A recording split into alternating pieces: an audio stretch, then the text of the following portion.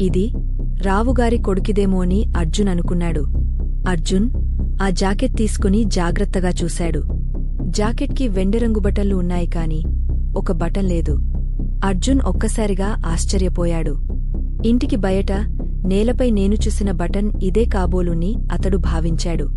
అప్పుడు అర్జున్కు అన్నీ స్పష్టంగా అర్థమయ్యాయి. డైమండ్ హారం తీసుకున్నదెవరో నాకు తెలిసిపోయింది. అది రావుగారి కొడుకేని అర్జున్ గట్టిగా చెప్పాడు. రావుగారి కొడుకు తన తప్పు ఒప్పుకున్నాడు. అతడు తలవంచి ఇలా అన్నాడు, నాకు కొత్త మొబైల్ ఫోన్ కావాలి. కాని అమ్మ, నాన్న కొనివ్వలేకపోయారు. అందుకే నేను డైమండ్ హారం తీసుకున్నాను.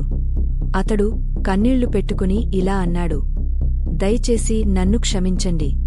నేను చాలా బాధపడుతున్నాను. ఇకపై ఇలాంటివి ఎప్పుడూ చెయ్యనుని అన్నాడు.